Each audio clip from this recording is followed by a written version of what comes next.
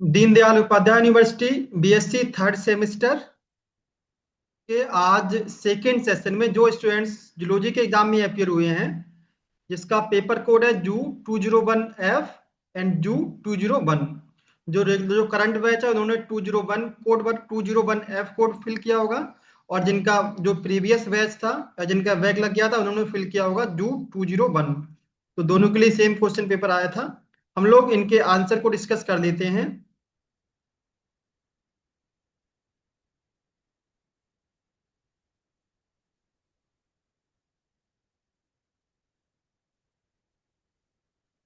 First question is the first step of polymerase chain reaction is। तो PCR polymerase chain reaction का first step कौन सा है? Annealing no, polymerisation no, denaturation yes. Option C is the correct answer. PCR में तीन step होते हैं, denaturation, primer annealing and extension. तो फर्स्ट स्टेप होता है डीनेचुरेशन, दोनों स्टैंड इस स्टेज में अलग हो जाते हैं, डीएनए डीनेचर हो जाता है। So option C is the correct answer. Next question number second, agarose gel electrophoresis technique is used for. तो एगारोस जेल इलेक्ट्रोफोरेसिस हम किस लिए यूज करते हैं? To detect DNA. Option A is the correct answer. Next question number three, transcription is process for formation of.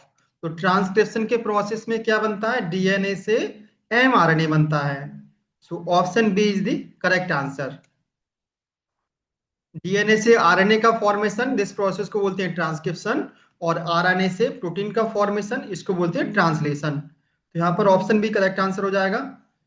Next question number four, translation decode the information from. जो translation होता है वो किससे इंफॉर्मेशन को decode करता है? तो DNA से protein no, DNA to mRNA no, mRNA to protein yes. Translation में क्या होता है? एमआरएनए से प्रोटीन की सिंथेसिस होती है। So option C is the correct answer. Next question number five, anticodon is complementary to the nucleotide triplet in. तो anticodon कहाँ प्रेजेंट होता है? टीआरएनए में प्रेजेंट होता है। और एंटीकोडॉन किससे बाइंड करता है? कोडॉन से बाइंड करता है। कोडॉन प्रेजेंट होता है एमआरएनए में। तो anticodon is complementary to the triplet nucleotide of mRNA. Option A is the correct answer. Next question number six, what is function of RNA polymerase first. RNA polymerase first का क्या function है? Eukaryote में तीन different type के RNA polymerase होते हैं, RNA polymerase first, second and third. तो यहाँ पर फर्स्ट का फंक्शन पूछा है, synthesis of tRNA no, synthesis of DNA no, synthesis of ribosomal RNA yes. जो आरएनए की सिंथेसिस है वो आरएनए पॉलीमरेज फर्स्ट के द्वारा होती है। So option C is the correct answer. Next question number seven, the shape of tRNA in 3D view. तो जो three dimensional structure of tRNA का दिया गया था वो कैसा होता है? Bi shape no, Z shape no, L shape yes. जो अपोजिट एल शेप स्ट्रक्चर होता है of the tRNA structure. So option C is the correct answer.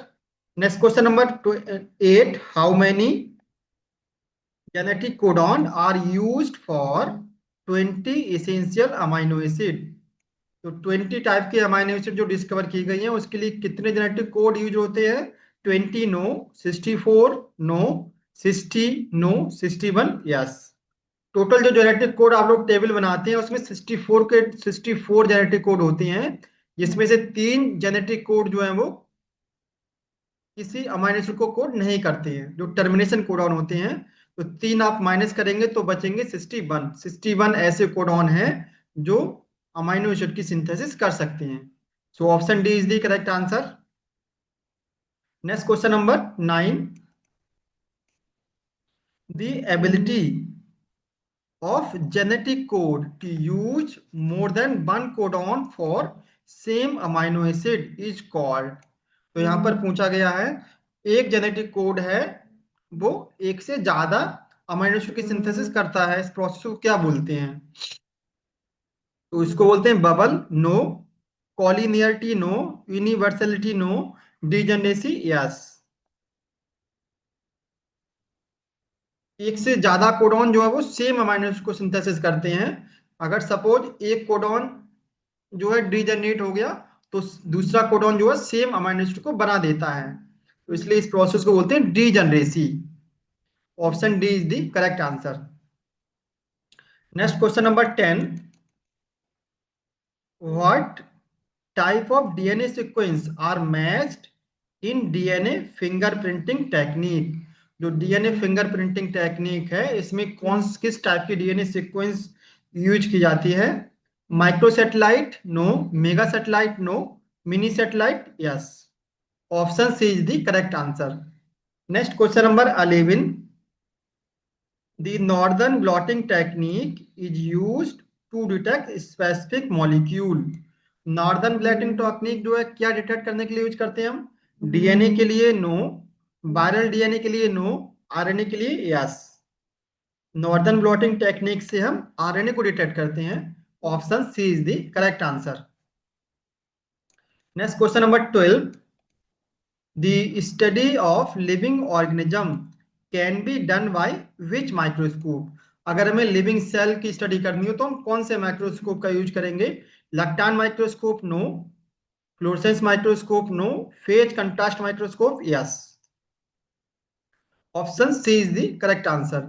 यहाँ पर लाइट माइक्रोस्कोप भी ऑप्शन में दिया है, हम लाइट माइक्रोस्कोप का भी यूटिलाइज करते हैं लाइव सेल देखने के लिए। बट दोनों में अगर हम कंपेयर करें फेज कंट्रास्ट और लाइट कंट्रास्ट, तो जो सबसे ज्यादा बेटर होगा वो फेज कंट्रास्ट माइक्रोस्कोप। यहाँ पर हमें जो है अच्छा जो जो लाइव सेल दोनों में ही देख सकते हैं, बट हमें फेज कंट्रास्ट में बेटर इमेज दिखती है, इसलिए यहाँ पर मोस्ट एप्रोप्रिएट आंसर जो है वो ऑप्शन सी होगा, phase contrast microscope. Option C is the correct answer. Next question number 13। Radioactive object is used in which technique? तो रेडियो एक्टिव ऑब्जेक्ट किस टेक्निक में यूज करते हैं? स्पेक्ट्रोफोटोमेट्री में नो, माइक्रोस्कोपी में नो, ऑटो रेडियोग्राफी यस। जो autoradiography techniques होती है वहां पर हम रेडियो एक्टिव मटेरियल को यूज करते हैं। Option C is the correct answer. Next question number 14। Which is A right Stokes formula? तो स्टोक्स साइंटिस्ट थे जिन्होंने सेंट्रीफ्यूगेशन के लिए एक फॉर्मूला दिया था। इसमें से कौन सा ऑप्शन सही है? dx divide by dt 2r² e minus pp minus pm into g। तो जो फर्स्ट ऑप्शन है it is the correct option. Next question number 15। Sorry for interruption, internet was disconnected. So next question is 15. What is resolving power of electron microscope? Electron microscope की resolving power कितनी होती है? 0.25 angstrom no, 0.05 angstrom no, 0.50 angstrom yes. Approx 0.5 angstrom के बराबर होती है resolving power. Option C is the correct answer.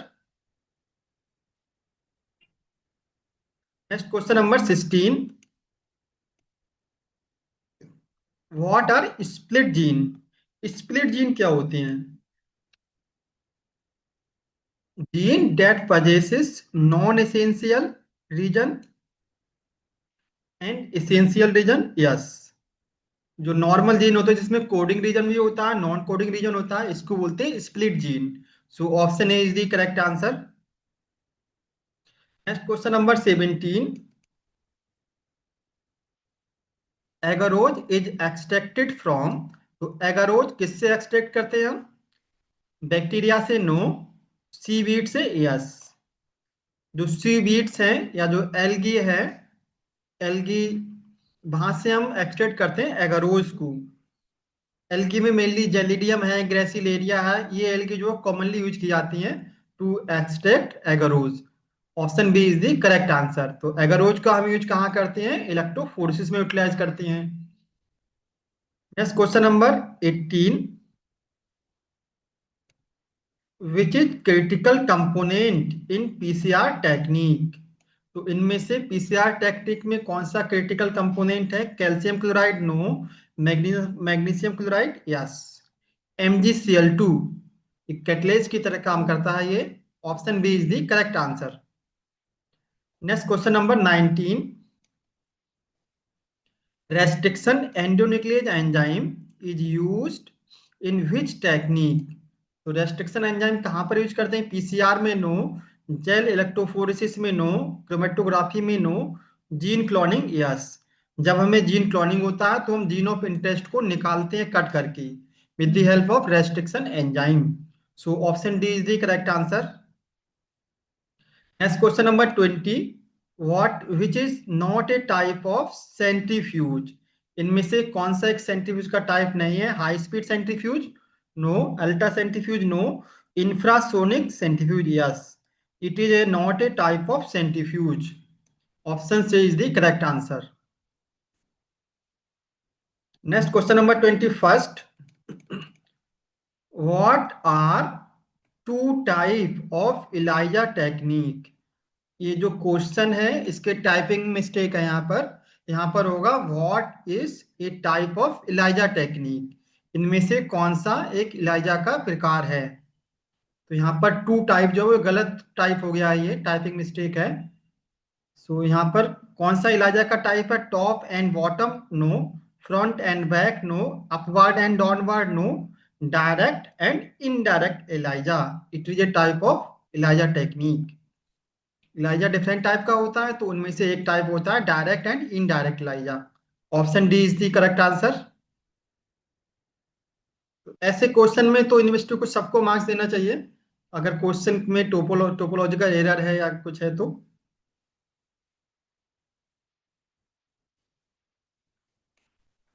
Next question number 22, ampholytes are used to create.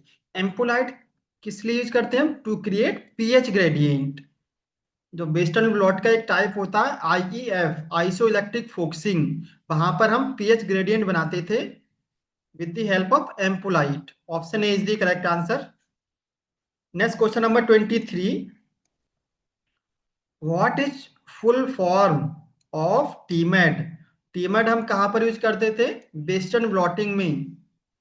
जो electrophoresis technique थी जब हम प्रोटीन को सेपरेट करते थे वेस्टर्न ब्लॉटिंग से, तब वहां पर हमने यूज किया था TMAD। इसकी फुल फॉर्म क्या है? Tetra methyl sulphate no, tetra methylene diamine yes. Option B is the correct answer. T E से टेट्रा, एम ई से मिथाइलिन और डी से डाइएमीन। तो ऑप्शन बी हो जाएगा correct answer. Next question number 24, SDS PAGE technique is use to determine. SDS PAGE हम किस लिए यूज करते हैं? एसडीएस पेज में हम क्या करते थे? प्रोटीन सैंपल के साथ एसडीएस ऐड कर देते हैं जिससे सभी प्रोटीन पर चार्ज कैसा नेगेटिव आ जाता था। तो वहां पर सेपरेशन जो था वो मॉलिक्यूलर वेट के बेस पर होता था। इसलिए इसका यूटिलाइज हम करते हैं to determine shape of protein no, folding of protein no, molecular weight of protein yes. Protein का मॉलिक्यूलर वेट पता करते हैं with the help of SDS PH. Option C is the correct answer. Next question number 25, the collection of total genomic DNA of an organism is called.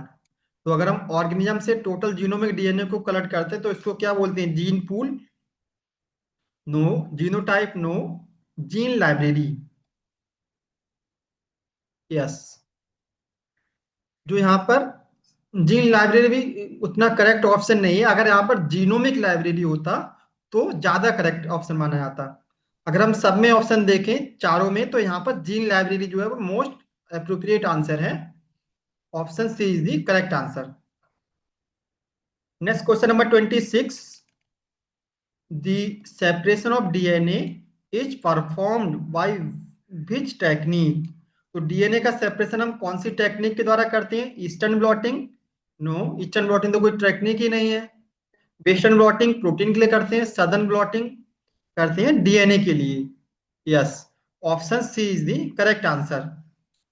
Northern blotting हम RNA को detect करने के लिए use करते हैं, वेस्टर्न ब्लॉटिंग प्रोटीन के लिए होती है, और सदर्न ब्लॉटिंग डीएनए के लिए की जाती है। Next question number 27। Who coined the term genome? Genome term किसने दिया था? थॉमस रॉड्रिक ने नो, कैरी मुलिस ने no, H Winkler yes, Winkler ने दिया था genome term. Option C is the correct answer. Next question number 28। N methylene bis acrylamide function as. तो जब हम एसडीएस पेज के लिए जेल प्रिपेयर करते हैं तो वहां पर हम दो चीज ऐड करते हैं, एक एक्रिलामाइड और दूसरा बिस एक्रिलामाइड। तो बिस एक्रिलामाइड जो है यहाँ पर पूछा गया, बिस एक्रिलामाइड का क्या फंक्शन है, ये क्या करता है? एडाप्टर की तरह काम करता है? No. Cross linker? Yes. Bis acrylamide जो है वो एक्रिलामाइड चेन में क्रॉस लिंकिंग करता है। Option B is the correct answer. Next question number 29। How many form of radiation can be release by atom during radioactive disintegration? तो जब भी radioactive material का डिसइंटीग्रेशन होता है तो वहां पर तीन तरह की रेज निकलती हैं, alpha rays, beta rays and gamma rays. तो यहाँ पर करेक्ट ऑप्शन हो जाएगा 3 types. Option B is the correct answer. Next question number 30। Which is correct formula for Beer Lambert law? तो Beer Lambert law A equal to क्या होता है? Epsilon C L. उसी को डिफरेंट फॉर्म में लिखा है, ए मीन्स होता है ऑप्टिकल डेंसिटी, लिख सकते हैं हम।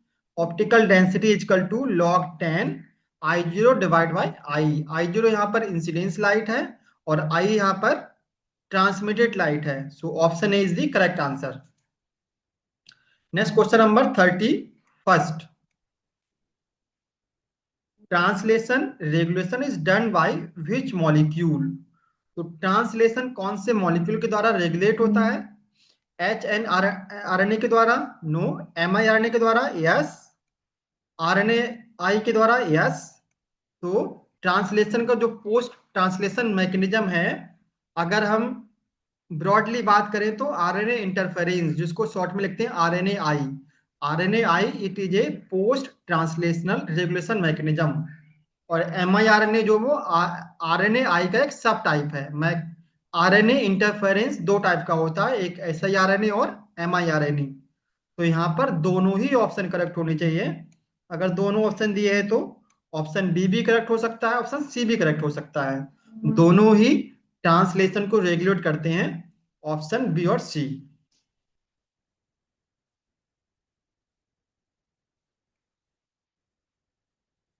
अगर इन दोनों में आप पूछेंगे कौन सा मोस्ट अप्रोप्रिएट होगा तो एमआईआरएनए ज्यादा अप्रोप्रिएट होगा, डायरेक्ट पूछा है तो। और एमआईआरएनए एक आरएनए आई का एक सब टाइप है। वैसे दोनों ही ऑप्शन हमारे हिसाब से करेक्ट होनी चाहिए। Next question number 32। Gene battery model of gene regulation is proposed by. तो किसने दिया था gene battery model? Kornberg and ओकरा ने नो, बीडल एंड टॉटन ने नो, जैकब एंड मोनोड ने no, Britten and Davidson yes. Option D is the correct answer. Next question number 33। What is the function of heads? यहाँ पर पूछा है heads का function. Heads क्या है? Histone acetyl transferase एक एंजाइम है जो हिस्टोन ग्रुप को ट्रांसफर करता है। जो हिस्टोन प्रोटीन होती है उस पर एसिटिल ग्रुप को ट्रांसफर करता है। तो यहाँ पर क्या फंक्शन होता है? Splicing no, polymerisation no, cleavage no, histone acetylation. Head का फुल फॉर्म है हिस्टोन एसिटिल ट्रांसफरेज। ये ऐसे एंजाइम हैं जो हिस्टोन प्रोटीन पर एसिटिल ग्रुप को ट्रांसफर करते हैं। So option D is the correct answer. Next question number 34। सीपीजी आइलैंड आर। सीपीजी आइलैंड क्या है? CG base pair? No. C G repeat on the same strand? Yes. तब होता क्या है, एक ही स्टैंड में अगर जो सी साइटोसिन है, जी ग्वानिन है और बीच में पी है, वो फास्फोडाइस्टर बॉन्ड होता है। तो एक ही स्टैंड पर अगर सी साइटोसिन और जी दोनों एक साथ आते हैं, सेम स्टैंड पर रिपीट होते हैं, तो इसको बोलते हैं सीपी आइलैंड, सीपीजी island. Option B is the correct answer. Next question number 35. Stone phosphorylation of H1 protein involve which amino acid during modification? तो पूछा है क्वेश्चन में कि किस अमाइनो एसिड पर हिस्टोन में फॉस्फोराइलेशन होता है? तो सीरीन एंड प्रोलीन पर no, serine and methionine no, serine and threonine yes. Option C is the correct answer. 3 amino acid होते हैं जिस पर फॉस्फोराइलेशन होता है. एक हिस्टीन होता है, सीरीन होता है, थ्रायोनिन होता है और तीसरा टायरोसिन होता है. तो option C is the correct answer. Next question number 36. Which is inducible operon? कौन सा इनमें से इंड्यूसिबल ऑपेरॉन है? Tryptophan operon no, lac operon yes. Option V is the correct answer. Next question number 37. What is function of regulator gene in operon? Operon में regulator gene जिसको हम capital I से represent करते थे, इसका क्या फंक्शन है? इनहिबिटर सिंथेसाइज करना नो, रेगुलेटर सिंथेसाइज करना नो, रिप्रेसर यस. जो रेगुलेटर जीन होता है, आई जीन होता है, वो रिप्रेसर सिंथेसाइज करता है. Option C is the correct answer. Next question number 38. Which is not a part of lac operon model? कौन सा लैक ओपेरॉन मॉडल का पार्ट नहीं है? Structural gene no, regulator gene no, primer gene yes. Primer gene is not a part of lac operon. Option C is the correct answer. Next question number 39. In bacteria premature termination of transcription is called? Bacteria में जब premature transcription का termination होता है, इस process को क्या बोलते हैं? Repression no, inhibition no, regulation no, attenuation yes. Option D is the correct answer. Next question number 40. How many structural genes present in tryptophan operon? तो ट्रिप्टोफेन ओपेरॉन में कितने स्ट्रक्चरल जीन प्रेजेंट होते हैं? 3 no, 2 no, 5 yes. 5 structural gene पाए जाते हैं tryptophan operon में. Tryptophan A होता है, ट्रिप्टोफेन बी होता है, सी होता है, डी होता है, ई होता है. Option C is the correct answer. Next question number 41. Which is a peptide linkage? तो पेप्टाइड बॉन्ड जो है वो कार्बोक्सिलिक ग्रुप होता है और अमाइनो ग्रुप होता है, इन दोनों के बीच बनता है. और ये जब ये दोनों ग्रुप पास में आते हैं तो एक वाटर मॉलिक्यूल रिलीज होता है. तो यहाँ पर एसिडिक ग्रुप ये है कार्बोक्सिलिक ग्रुप और ये अमाइनो ग्रुप. यहाँ पर वाटर मॉलिक्यूल रिलीज नहीं हुआ है, तो ऑप्शन जो है ए रॉन्ग ऑप्शन हो जाएगा. ऑप्शन सेकेंड है CONH. तो COOH से यहाँ पर OH निकल गया है और NH2 से H निकल गया है. एक वाटर मॉलिक्यूल लिबरेट होता है तो हमारा बनता है peptide bond CONH. Option B is the correct answer. Next question number 42. Proteasome contain. Proteasome में क्या पाए जाते हैं? Protein folding enzyme no, protein degrading enzyme. Proteasome क्या होते हैं? प्रोटीन को डिग्रेड करते हैं. Option B is the correct answer. Next question number 43. What is ubiquitin? Ubiquitin क्या है? Fat precursor no, small proteins yes. Ubiquitin जो वो स्मॉल प्रोटीन होती हैं जो एपोप्टोसिस में रोल प्ले करती हैं. ये छोटी छोटी प्रोटीन होती है, लगभग 76 अमीनो एसिड के मिलकर बनी होती हैं. So option B is the correct answer. अगर हमें किसी प्रोटीन का जो है वो एपोप्टोसिस कराना है, डिग्रेड करना है, तो सबसे पहले उस पर यूबिक्विटिन प्रोटीन आकर ऐड हो जाती है. So they are छोटी छोटी small proteins. Option B is the correct answer. Next question number 44. In prokaryote, the starting tRNA contain. Prokaryote और यूकैरियोट में दोनों में स्टार्टिंग tRNA अलग अलग अमीनो एसिड को कैरी करती है. तो प्रोकैरियोट में स्टार्टिंग tRNA कैरी करता है मेथियोनिन को नो, ट्रिप्टोफेन को no, formulated methionine yes. Option C is the correct answer. Eukaryote में tRNA मेथियोनिन को कैरी करता है और प्रोकैरियोट में फॉर्मुलेटेड मेथियोनिन को कैरी करता है. Next question number 45. The site of protein synthesis in cell is. तो प्रोटीन सिंथेसिस कहां पर होती है? माइटोकॉन्ड्रिया में होती है नो, राइबोसोम में होती है yes. Ribosome is the site of protein synthesis. Option B is the correct answer. Next question number 46, what are solitary gene? Solitary का मतलब होता है कोई चीज सिंगल प्रेजेंट हो। ऐसे सॉलिटरी एनिमल होते हैं, अगर सिंगल फॉर्म में रहते हैं तो सॉलिटरी बोलते हैं, और वो अगर ग्रुप की फॉर्म में कई सारे एनिमल एक साथ रहते हैं तो उसको बोलते हैं कॉलोनियल एनिमल। तो सॉलिटरी का मतलब होता है कोई चीज सिंगली प्रेजेंट हो। तो इसमें देख लो कौन सा ऑप्शन सही है। Protein coding gene are present बस इन हैप्लॉइड जीनोम, यस।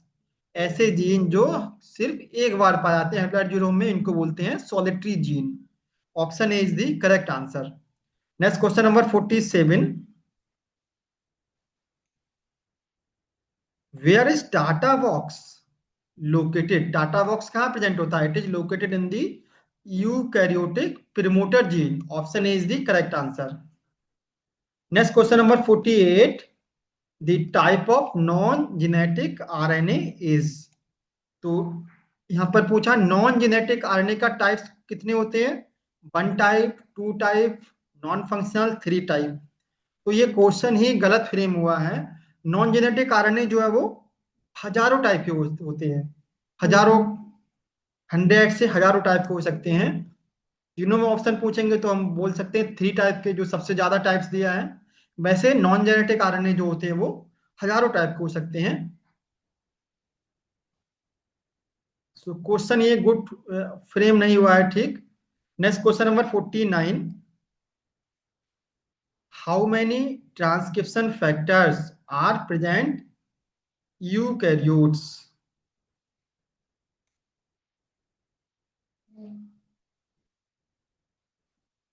तो यहाँ पर जो 48 का जो 48 में types of non genetic RNA, तो डिफरेंट टाइप के होते हैं। अगर हम ब्रॉडली डिवाइड करें तो उनको तीन टाइप में डिवाइड कर सकते हैं, थ्री टाइप। यहाँ पर राइट ऑप्शन डी हो जाएगा। D option is the correct option. Next question number है 49,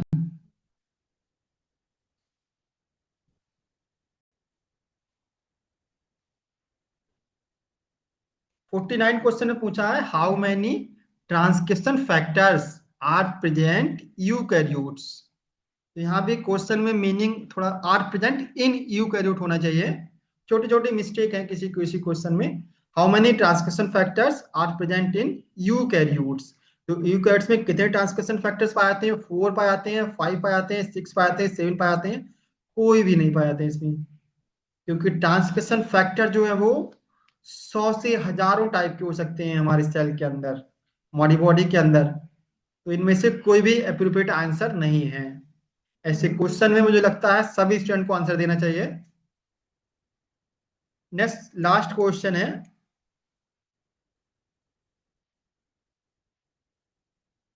50, how many subunit of RNA polymerase are present in core enzyme? जो यहाँ पर पूछा है कि जो प्रोकैरियोट में आरएनए पॉलीमरेज है उसकी कोर एंजाइम में कितने सब यूनिट्स होती हैं? तो इसमें होती है 5 सब यूनिट। दो अल्फा सब यूनिट होती हैं, दो बीटा सब यूनिट होती हैं, चार हो गई, और एक ओमेगा सब यूनिट होती है। तो 5 सब यूनिट होती है कोर आरएनए पॉलीमरेज में। और जब उससे सिग्मा छठी सब यूनिट आके मिलती है तब बनता है होलो एंजाइम। तो कोर में होती है 5 और होलो एंजाइम में होती है 6। तो यहाँ पर राइट ऑप्शन आएगा ऑप्शन ए। तो ये जो क्वेश्चंस है ये these questions are also helpful for the other exam like NEET exam and other competitive exams. Thank you and best